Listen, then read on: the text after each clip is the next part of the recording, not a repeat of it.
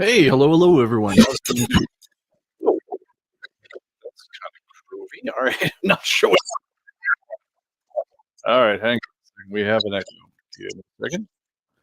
All right, that should be better. Hi, welcome to the best produced live stream on the internet.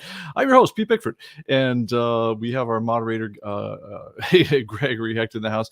Which at some point we got to find some way to let him do live camera swapping because that would probably make things a lot better around here. Anyway, it's been a couple of crazy weeks around here, as you could probably guess. We haven't been doing the stream for a couple weeks, and welcome back, everyone. We're glad to be doing it.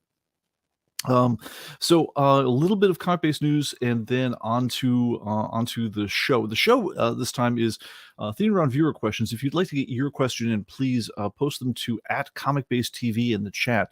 We'll hit as many of these as we can. But the theme based on what the mailbag brought us before the show is saving the day. In other words, what to do when you're up a creek, seemingly without a paddle, but when things have gone badly for you, either on your computer or with ComicBase or things like that.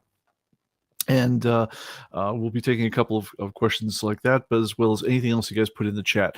Before we get going, though, I want to say hi to the folks who are here. Mike Beams first in the house here from out in overcast Vancouver, Washington. Nice here. It's warming up for people around here. Before the show, I was chatting with Greg Hecht, the moderator, about how, 6 inches of snow can absolutely paralyze the South in a way that it never, ever could have back in the day. Anyway, so let's see here. I want to boost my own headphone volume just a bit here because I can't hear myself. Let's see if that's any better. Okay, well, I guess we're going to take it. Okay. All right, so Billy Yacht's joining us from New Orleans on vacation. Awesome. Our moderator again coming in from New Jersey, Robbie Weinberg. Nice to see you again. And all right, and everyone else, feel free to say hi in the chat. Andre is in the house. Andre, by the way, has some news. Is the cover catalog out yet? If it is, we will go ahead and pimp it appropriately. Just tell me in the chat, and we'll take it from there. So ComicBase news, if you guys want to go and download the latest build, we always put the latest pre-production builds of ComicBase. Well, I mean they're always in production, but it's it's not the official ones that everyone's required to download before things are going on there. We're still rocking the 24.0 official release, but build 1073 is, I believe, the current build. If you guys feel like grabbing that one, the main things that are different in that one versus anything else, that there's been a lot, and the dogs are in the house as well. Yes, we're fostering a second burner, and man, he's loud. He's going off to his new home in Savannah at the end of the weekend. I don't know if he'll make an appearance on camera or not, but that's Archer, who apparently is soon to be Franklin, that you're hearing in the background there. Anyway, but the build up there, ComicBase build 1073, a lot of internal changes that we're using for better dealing with corrections.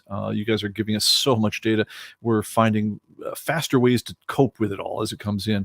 So that's of interest mostly to our back office staff. But one thing that's very important that's coming up here is we've added in a new offline mode. So and if you guys were part of the ComicBase After Dark stream, you'll probably know why. It had to do with the death of a company that I been a long time customer of and hold quite dearly, who had called Digital Juice, that they had provided a great deal of assets, and we woke up on the first business day of the year to find out that, when we went to download graphics to use for our news stories, that their site was, had apparently died with its owner.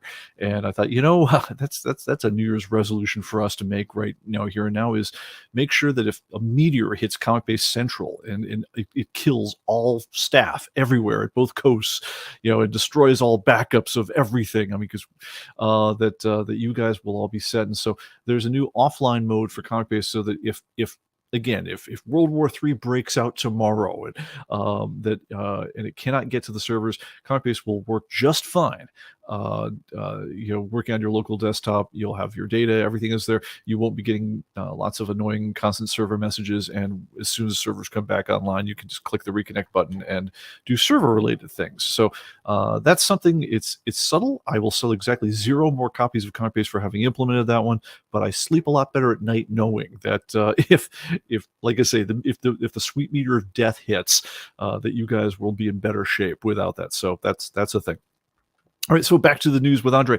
He's put out the craziest thing of all time, which is the ComicBase cover gallery, the latest edition.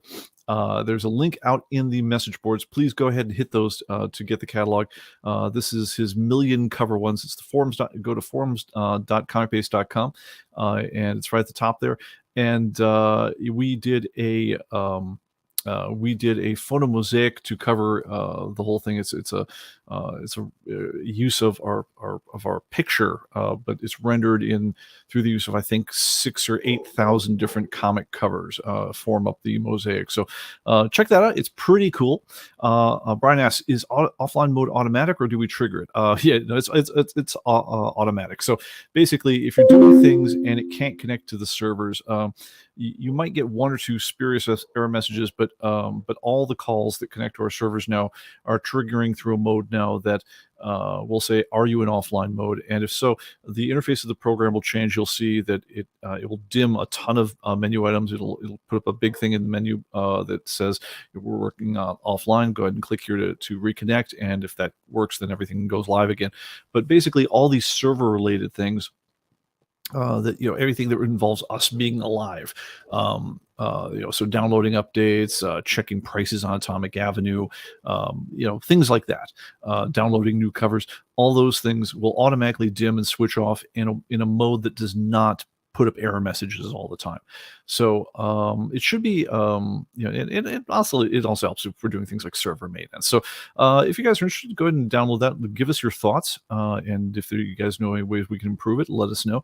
Like I say, it will sell me exactly 0 more copies of ComicBase, but I feel a lot better knowing that you guys are taken care of should the worst case happen. So with that said, let's talk about, well, not the worst cases, but some things that are have gone wrong in various people's lives that we've helped them out with over the last couple weeks, and hopefully we can help you guys. When you're doing things, you're on your own. So Gary wrote in and says, recently bought a new computer, transferred my data over from the old one, including my ComicBase files. However, I fumbled and bumbled my way through the point where I'm now left with about 10 extra ComicBase data files labeled both backup and support. I want to remove the extras. I'm not sure which ones to delete. Any suggestions? Yes, let's go to this one over here, and let me switch to the right monitor so you can see what I'm seeing. All right, so as you all know, ComicBase, unlike purely server-based products out there in the world, lives on your machine, which is why you also get to keep your data. As we keep on saying, your data is your data. It's not our data. Our servers exist to help you use your data better, but the privacy of your data, the ability to access your data, whether you're paying a subscription fee or not, that is all purely that's entirely within your control. The program doesn't stop working if you let the subscription run out. The only thing that, if you buy ComicBase and decide, hey, I'm not that into comic books right now, I don't feel like renewing my subscription, the only thing that stops working is you stop being able to use our servers for stuff like getting updates. But everything you've entered is still going to work exactly the way it did before, and you've got full access to it. Let me go ahead and put myself in the frame here. So with that, however, comes the fact that your data lives on your machine comes with a certain amount of file management. I'm going to frame myself ever so slightly differently there. Okay, there we go. Which is to say, all your data lives in a big file, in this case called, you see at the top of my menu bar here, called Pete's Inventory Database.cbdb. That's my guy right here. Now, if the default location for your data is in your documents folder. There's a folder called Human Computing. Inside there's a folder called ComicBase Databases. And if you just use the standard database right out of the box with ComicBase, in a big file called ComicBase database is all your stuff. So as long as that file is safe and moved over to the next machine, you're good to go. That's all you need to do when moving to a new machine is install the program, copy over your ComicBase database file to the new machine, double click to launch it. You're right as right as rain. The newest versions will even auto install the pictures for you, so you don't even need to worry about moving the pictures over unless you have a lot of custom ones scanned that you want to move. So that part we've made quite a bit simpler in recent years. So, but let's say, because this is one of the more common tech support problems we get. Let's say that you got a little confused about where is my data. So we've written this tool. If you find it under the, let me go ahead and kick on the magnifier here so I can try to make this work. One of the problems with using two screens on the same monitor is that very, very hard to get the magnified stuff right into the window. But I'm going to try. Yeah, no, this isn't going to work at all. All right. So, well, all right. By the way, speaking of things going wrong, our demo machine is currently rebuilding. It should be back from the dead, and ready for action next week. We had a hardware failure on the processor on that one. That was unusual. But anyway, let's go back to how to find your own database. So first of all, if you're wondering, like, where is this Pete's inventory database kept on your machine, the way you find it is you go to your file menu, go to collection statistics over here, or F12 if you're feeling very cool. You'll grind for a second, and then, as usual, it'll put the resulting window on the wrong screen. I'll have to move it over.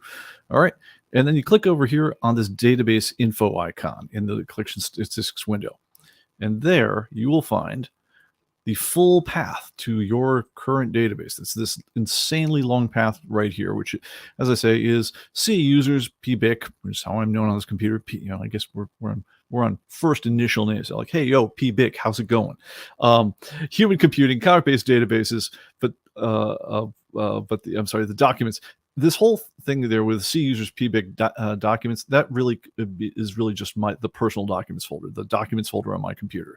So if you're on your computer and you just click on documents, you'll be in the equivalent of that right there. But inside there is the human computing folder, ComicBase databases, and then Pete's inventory database.cbdb. And if I want to, I just click the open location button, and it'll open up that thing and show it to me, and then I can move around from there.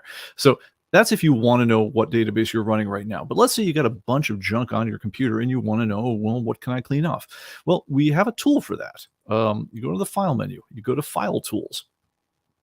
And again, bring it onto the right monitor so you can show the people in the audience. And if you click down here onto ComicBase Database Manager, it will then say, hey, do you want to go and exit ComicBase, launch the Database Manager, or search for files and databases on your hard drive? And the answer is yes, I do. At which point, it will, on a different monitor again, search my entire computer and open up everything it thinks looks like a ComicBase database and tell you what's in it. Now I have some ones that are special testing database is on mine. You'll see it come up with different copies of things, and you'll see this list slowly fill in with all the stuff that's in all my different databases, test databases, whatever else is going on as it grinds through it.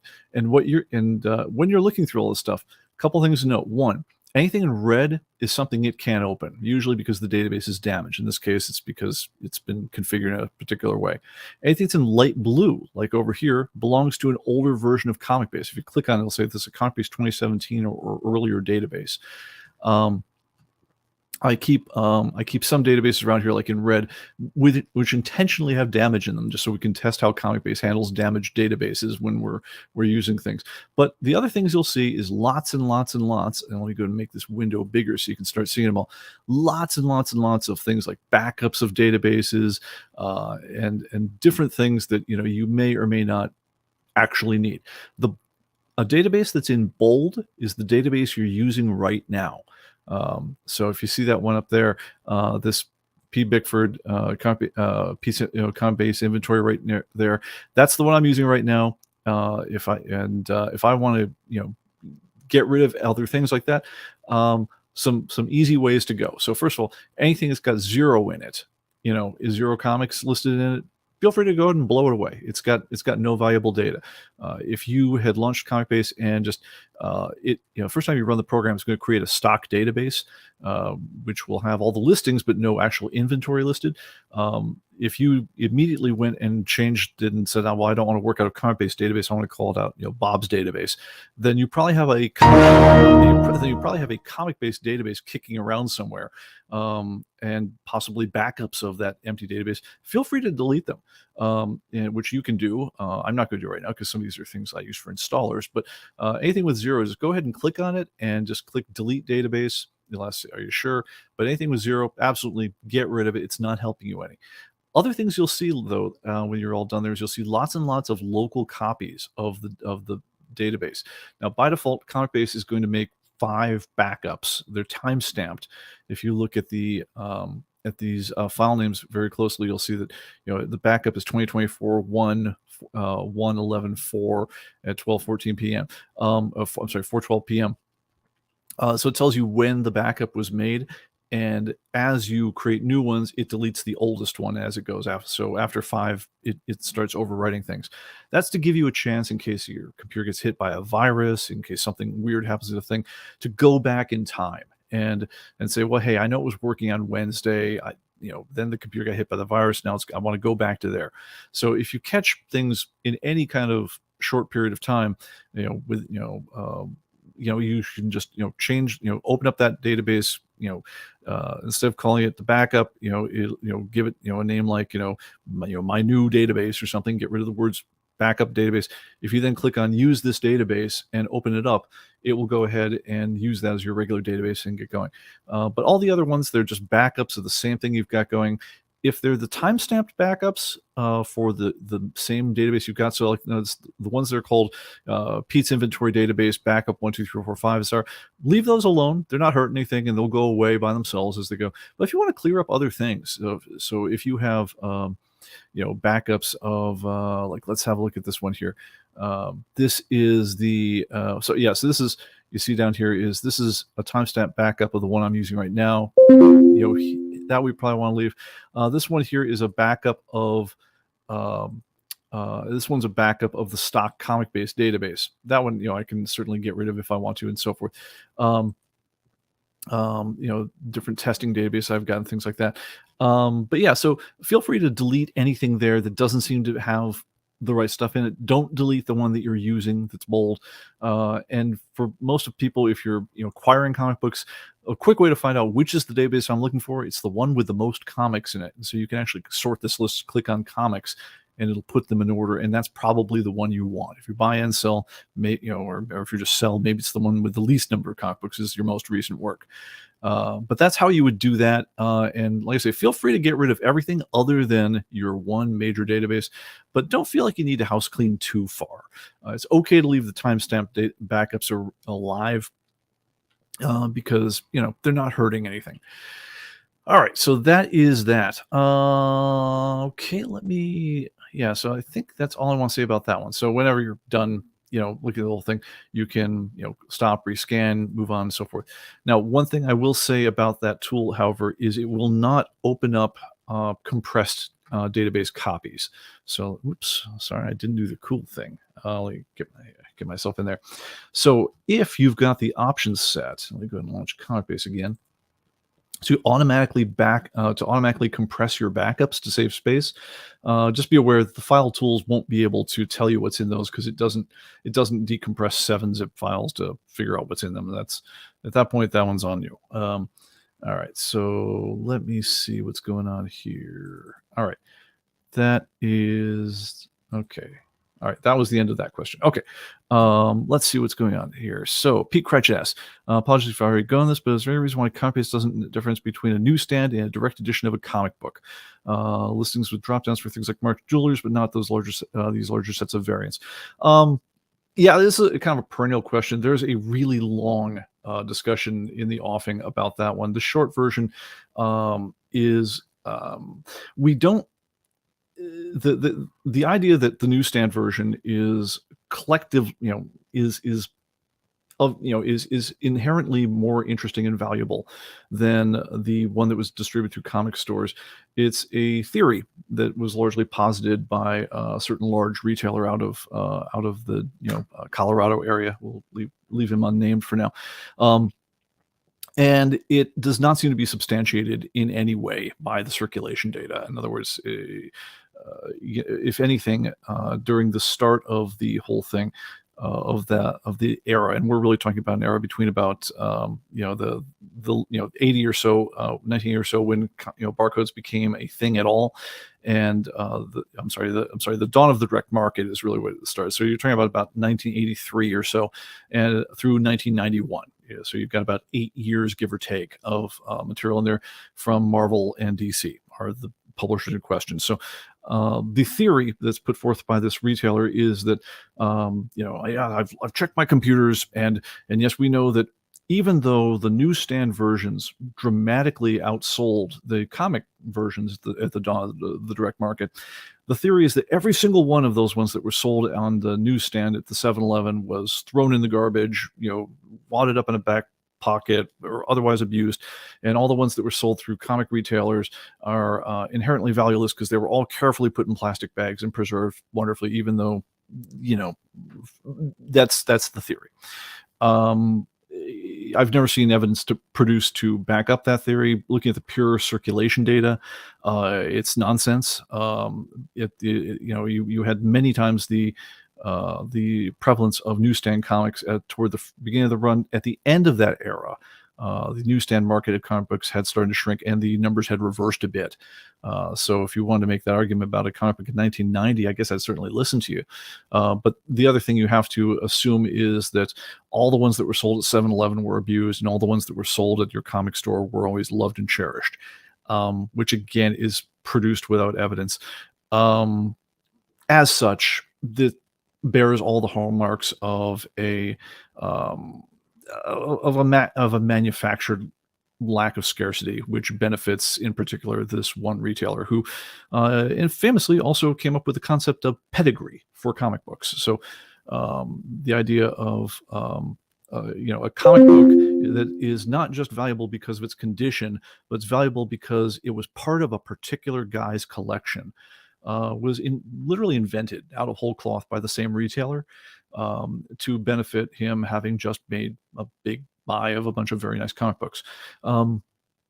So it's been tried and a number of times over the years. With various levels of success. Obviously, the first time it was tried, everyone was like, "Oh my goodness, it's a this comic, from that collection. Oh my goodness." No one had ever heard of a pedigreed comic book before, and those things, he was very successful at moving those for many times what their grade would have otherwise given them. Even though the person he bought them from it's not historically significant. It wasn't like the 11th Earl of Mar owned the comic book, or Winston Churchill owned the comic book. It was this guy that he bought a bunch of comic books off of, which are very nice comic books. I mean, let's give them their due. They're lovely comic books. Other people, though, following along because they saw that he'd more or less invented money out of this thing, said, "Well, here's a bunch that were sold, seized as the IRS as part of a tax lien. We'll call it the IRS collection." And all we got to do apparently is print up a bunch of labels, stick them on the comic books, say, "Oh, this is a certified member of the IRS collection."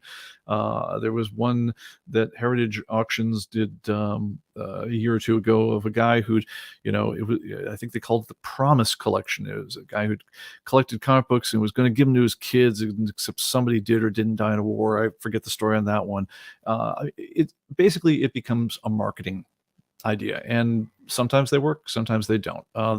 Like all marketing ideas like this, they get necessarily overextended. Why differentiate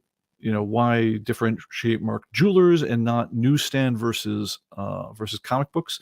That one, honestly, I'm sympathetic to the idea that a comic book that was only distributed. So the idea, if you guys aren't familiar with Mark Jewelers editions, Mark Jewelers is just a consumer jeweler, and they do things like engagement rings and earrings and stuff like that you'd give as gifts at the kind of prices that someone who was a soldier and working at PX could buy his sweetie. So they decided they were going to run special ads. It was like a 2 or 4 page insert in various comic books at different times that were only going to be the ones that were sold at the PX. And so they would have a special insert with them advertising, and hey, when you get back from your tour, where you get back serving whatever your term is, you could get your sweetie a ring. You could do something like that. There you actually do have legitimate. It's first of all, it's interesting. It's not just a distributor marking, which is what the newsstands were. You've got that. It's more pages of in the comic book. It's not just this one was distributed by Western Global Distributor, and this one was distributed by Curtis Distribution. Which has not been something that traditionally comic retailers have, comic collectors have found to be very interesting. They're legitimately more scarce. There is an interesting historical angle to them. And so that one was easy for us to say, yeah, sure, we're going to call out Mark Jewelers as a thing. On the newsstand thing, there is some interest, in the collecting world of going along with the initiative by this retailer. It says, oh no, let's go with the newsstand ones are more valuable. And people are asking for them. They're willing to pay more for them. So I want to differentiate them in my collection. In which case, the official stance of both ComicBase and Overstreet is we're not playing along. The official stance of you can be whatever you want. Just call them Variation A, price them as you like, and use the program as you will. But yeah, we do get to I've got 2 problems on this one. I have kind of like the moral and caretaking problem for the industry problem, which I've been talking about so far, and then we also have what for computer programmers we call the installed base problem.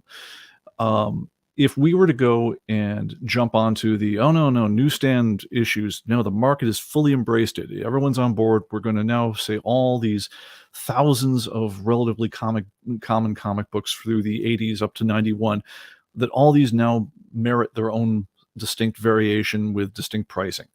If we were to do that, we would instantly make all of our customers' collection inventories wrong. It wouldn't matter which way we played it. If we said that Captain America 243 was the regular edition and 243 NS was the newsstand edition, or if we said 243 DM is the direct market edition, no matter what we did, we'd be making your existing inventories wrong for thousands of our customers, and all you guys would very rightfully shoot us. We could, I guess, say, well, we'll do a third route. The 243 it's unknown whether it's newsstand or direct, which we could cop out that way. And then we're going to have special variations for newsstand and direct market. So we could throw everything into absolute confusion in the market as to what people are talking about, making sure that we argue forever about what inventory means.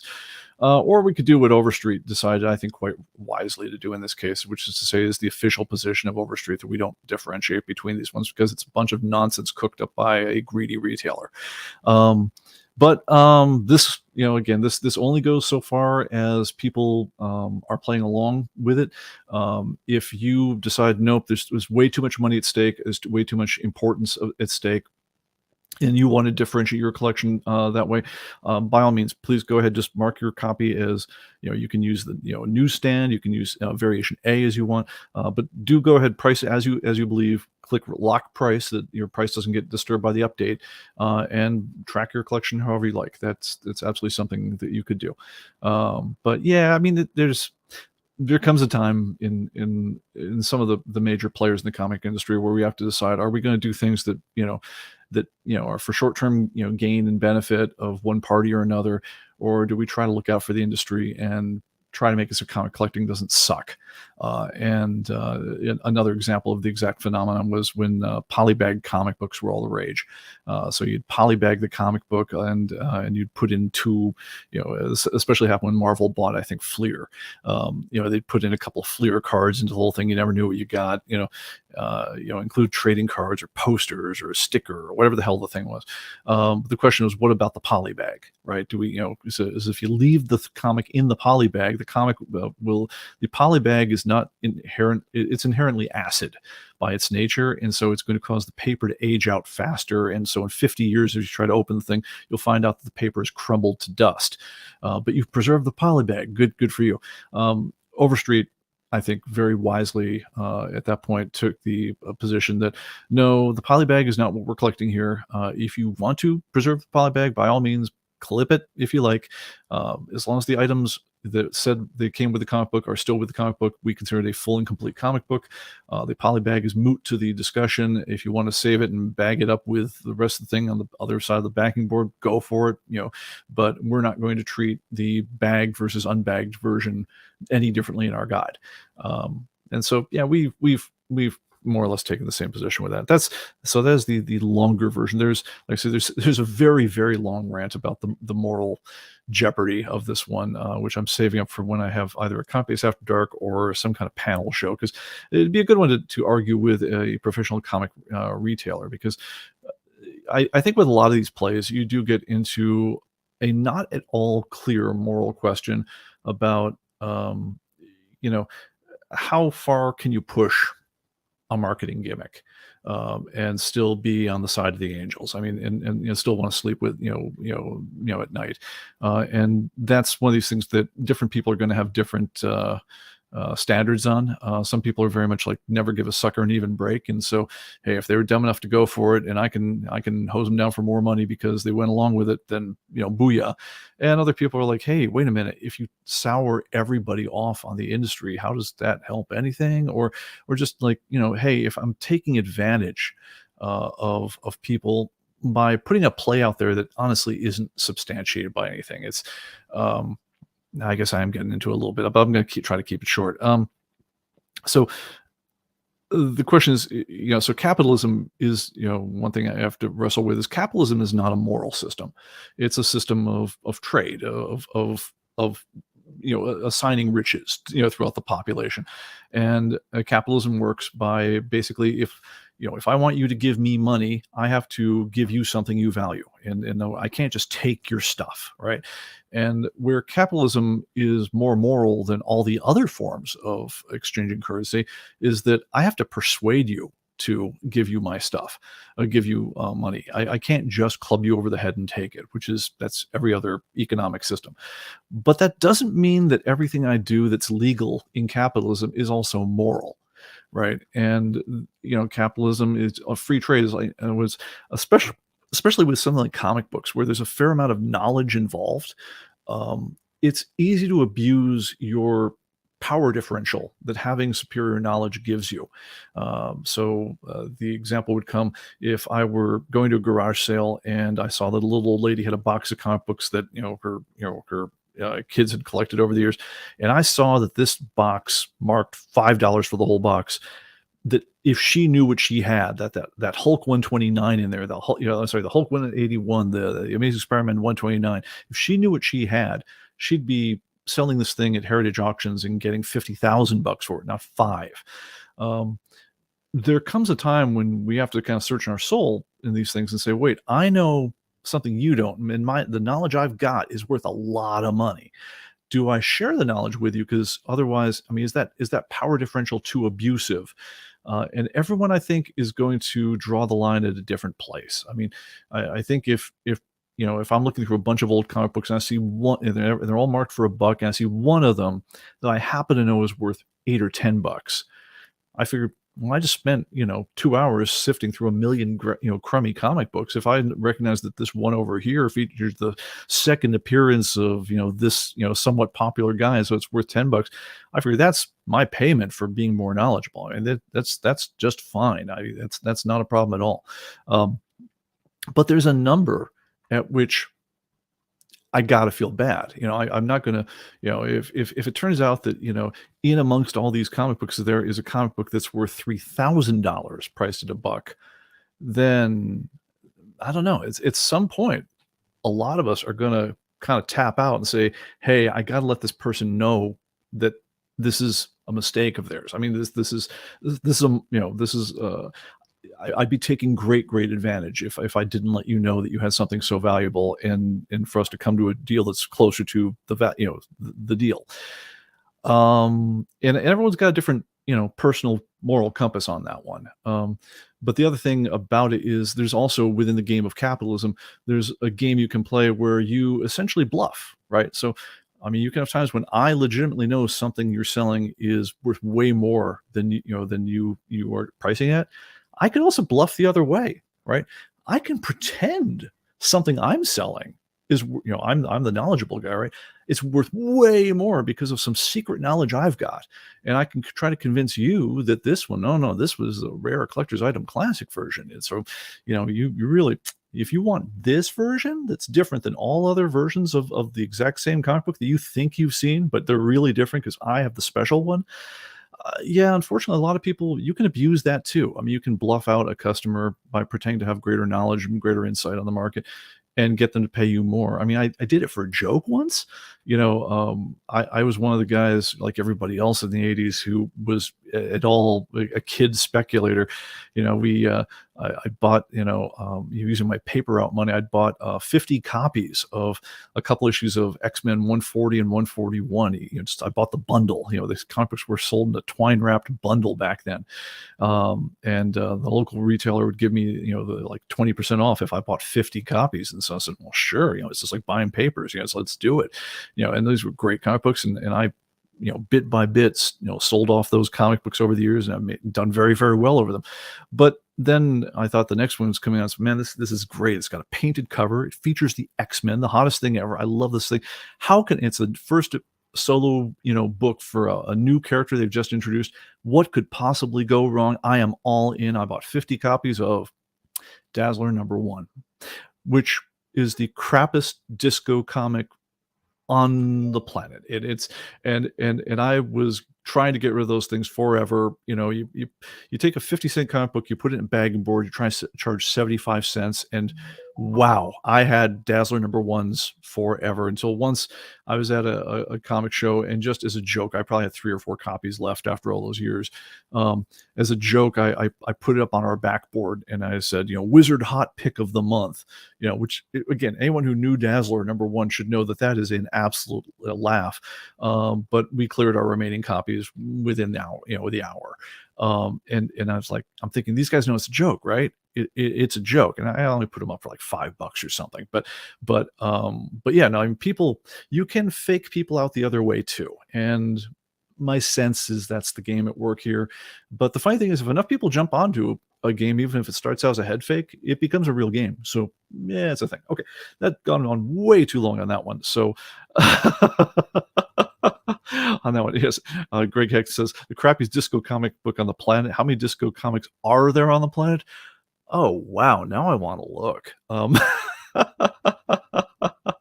That's a thing. Let's see here. Jesse Comics asks, how are pedigree collections verified? Comics not collected today for the stories and art. It seems they're collected for the variant covers and certain ads. Makes me a little sad. I love the stories and arts growing up. Yeah, I mean, pedigree it's an invented concept. It's basically, I could sit there and I could take every comic book that's in my collection. I could print up a fancy label for it, and I could call it part of the ComicBase collection. And if you buy a comic book from me, I could squiggle on the bottom. It's like, yes, certified by Pete Bickford. This is part of the ComicBase collection, because one of the comic books we bought is part of making ComicBase. It's probably, for all you know, it's the comic that you're seeing when you look at the thing at the bottom. When Maggie Thompson was selling her comic collection, or part of it, off to a fund in addition to her house, the person buying it said, well, maybe we could wrap this into a pedigree we call part of the Maggie Thompson collection. And that idea, as far as I know, never materialized. But it really comes down to, like, well, if you think you can make the gimmick stick, you go for it. If you think the gimmick won't stick, then you don't.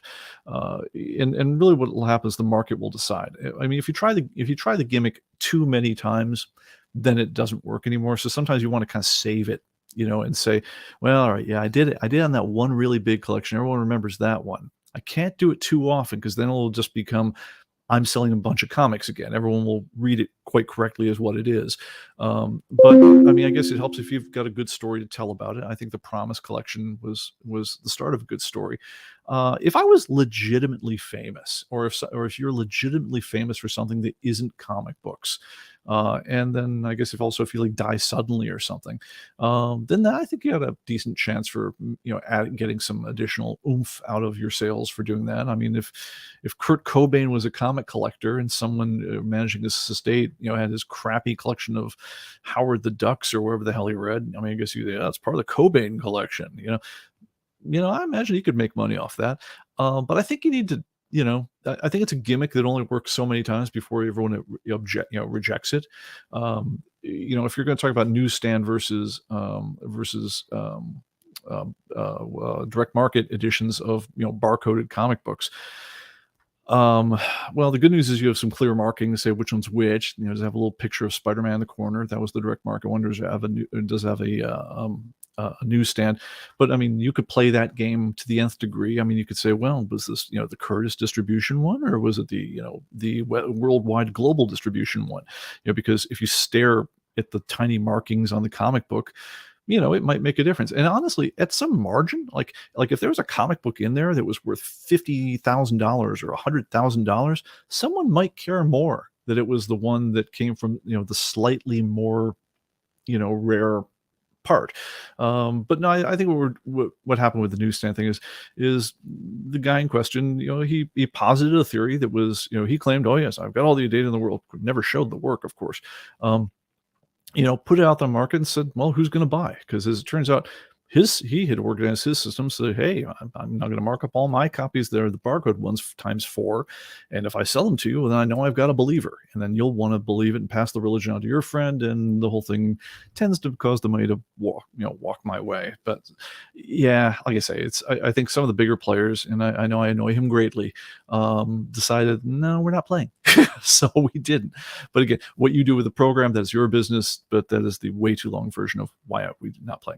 Okay. All right, let me see if there are any other questions I missed in the other things. Okay. Greg Heck says, part of the things, March editions in the Bronze Age, their centerfolds that were almost like a cardstock paper. It does help protect the collection of the comic book a little bit. Yeah, that's true. All right, and I think salesmanship, Batman 1980, movies coming out soon. Better get all those bunk 1970s, 80s Batmans that won't move now before they spike. 8 long boxes gone a single weekend. Absolutely, why not? Okay, and yeah, and Pete, you're very likely pointing back to the exact same person who's pushing the entire concept. So I'm trying to take the high road on this one and not name him. Even though he may have written whole articles about how we're awful people for not playing along. But hey, that's to each his own. It's a wacky market out there. Okay, let's get back to the theme at large here, because we've burned a lot of time on this one. Okay. Next question came in about restoring from a backup or a crashed partition.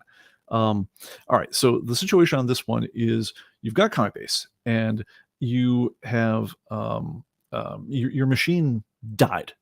Dead. It's will not boot, it will not turn on. You are dead.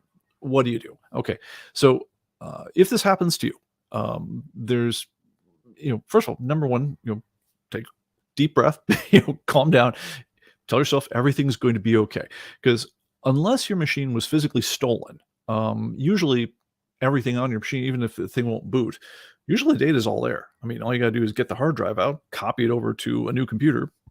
You're good to go.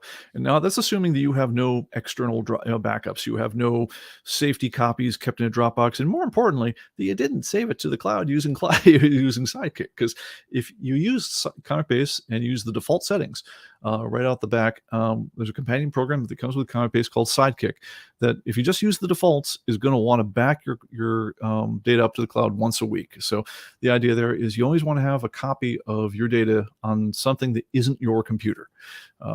We are, over the years, we've had people who called in with any number of horror stories of everything from, flooding, forest fires, I want to say home invasions. I think we've had at least one of those. We had ex-wives who were, I think that the comic collection was part of the source of frustration in the marriage, let's just say, decided that they were going to kidnap the computer with the comic inventory database on it. any number of things can happen that take your data out of your grasp. And so you always want to make sure you have a copy of your data someplace that isn't your computer, because stuff happens. Certainly stolen laptops and all the nine yards. So yes, by all means, take a moment, go to Sidekick. That's you find it at the bottom right of your computer, down by the clock. Just click the little arrow pointing up there. Look for the superhero guy. Make sure that it's set that it's going to back up your ComicBase database at least once a week. Just all you got to do then is just leave your computer on at night, have ComicBase closed, and it will make sure that it gets back to our servers once a week. And then if the worst thing on the planet happens and again, your house burns down, then you've got a backup someplace that is not your computer and you will be set. If you're not doing that, save it to a Dropbox, save it to a thumb drive, save it to something else.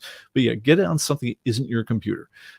Because again, if the whole computer goes away, you have a problem. But let's say your computer's just crashed, right? It won't boot into Windows. So at that point, you're really right as rain. All you got to do is, when you reinstall the operating system, usually you have an option to reset and save your files, or reset blowing away all your stuff. Don't choose reset blow away all my stuff. Just install Windows on a new partition if you have to, whatever it takes. But before you do any of that stuff, if at all possible, physically remove the hard drive from your computer. Just literally, if it's a desktop, take it, find where your hard drive is, pop it out, stick it into a little external case. You can buy them for SSDs or conventional hard drives. The cases cost like $20. Pop it out, and you can mount it, as a USB drive into a working computer and just copy your data off. I mean, it's no problem.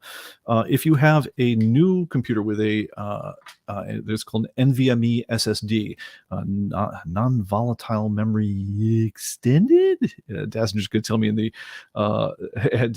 tell me in a minute here whether I got that acronym at least slightly right. But you can get a little external case. It hooks up with a USB cord on this whole thing. And just pop your old NVMe drive, just slip it right into the case here, stick this onto your new computer, and it will mount as if it was on a USB drive. Easy peasy, nothing to it. The computer you hear grinding in the background is a cheapo computer that we were using it as our demo machine.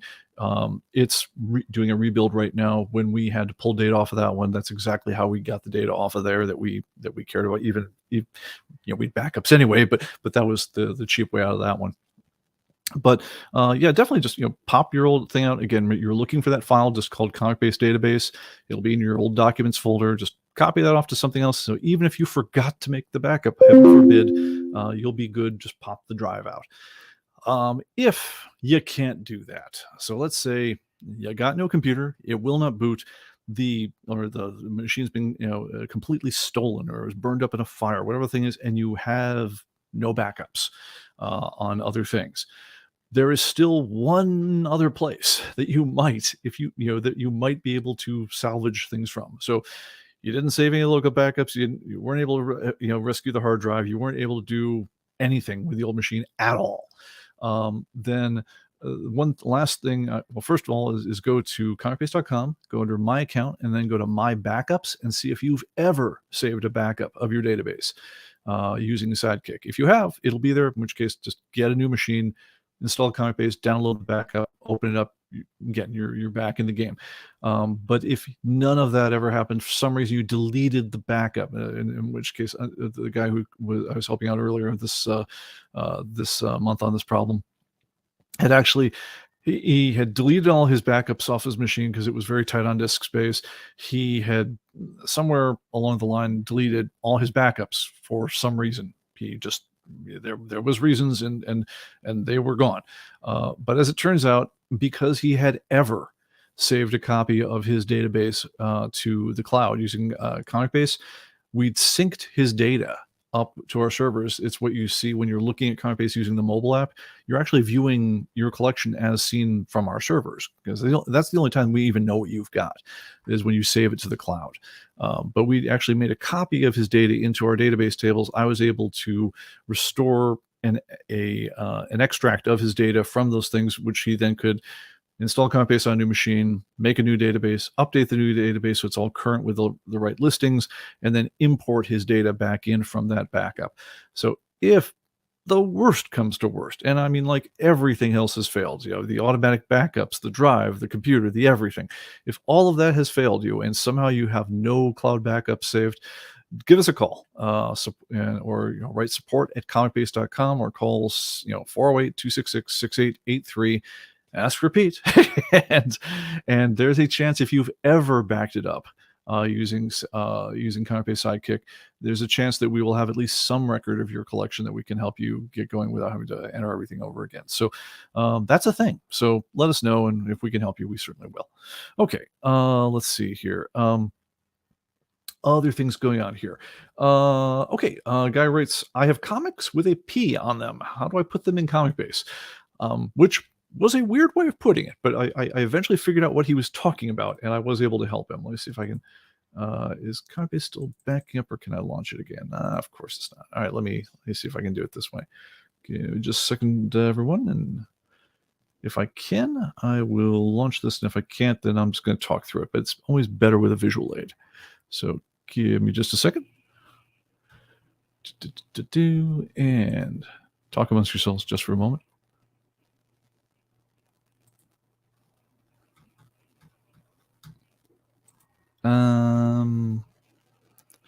Yeah, now it looks like I might have to do this another time. Where are you? Yeah, no, sorry about that, guys. This is the problem with doing these things without a dedicated demo machine when you're running multiple things at once. So apologize for that, guys. I'm gonna have to talk through this one as opposed to showing it, which is bad showmanship, and for that I apologize. But what he was talking about is he had pence versions of a American comic book. So there are certain comic books that were published, certainly by Marvel, where they would come out in U.S. versions, and then they would sometimes, you saw this also with Canadian comics, where they'd come out with either with different cover prices that were in Canadian for the whole things, but in particular, they would run pence versions of, say, Captain America over in Britain, and so it would have 30p would be what the whole thing was. So first thing you had to do is you have to figure out what the right title is, in which case it was Captain America as published by the UK distributor. So if you just look through the Captain America titles, you'll and put in the publisher, you'll very quickly find the right title. And at that point, then the P is that's old-fashioned British money, pre 1970. I think 72 was when they did they call it decimalization of the currency. Back then, things were denoted in pounds, shillings, and pence was the three units of common measure for periodicals. Pound obviously would be very, very expensive, but shilling is something like, oh God, I always get this wrong. It's something like 14 cents to a shilling, or 7 cents or something like that. And pence, if you worked out, it's something like 120 pence to the dollar. So that a pence isn't a 1/100th of a dollar like it is, or a pound like it would be in America. No, it's all sorts of weird breakdowns in the English currency and the whole thing. But the way you would put that into ComicBase, once you found the right title, you'd find out that the cover price was listed in GBP, which is Great Britain pounds, is the way that, so you'd see that, and you would just put in 0.30 if it was a 30 pence comic book, and then you would be in the right place on that one. All right, and then I think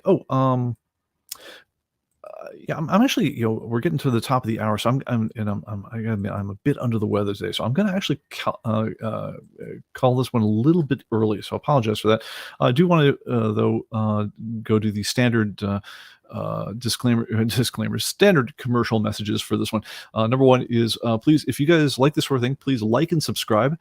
So hit that pound, and then pound that notification button on YouTube. If you haven't subscribed to the channel yet, please do. And also have a look at the ComicBase forums. There's both a dedicated forum topic thing for putting in questions and topics for discussions like this, and then there's also what's the name?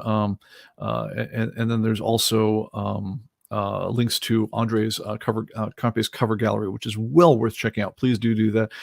It's a mad project where he took all the covers that are in ComicBase and composited them in a PDF. as if it were like one of those large Gerber books.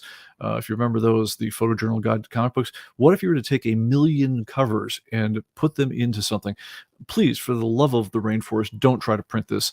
But just to even see the whole thing in a browsable format is absolutely stunning. So do check that out. It's pretty cool. And with that, I think we'll probably pack it in for the day. You guys have a great one, and we will see you on the next one. Take care. Bye bye.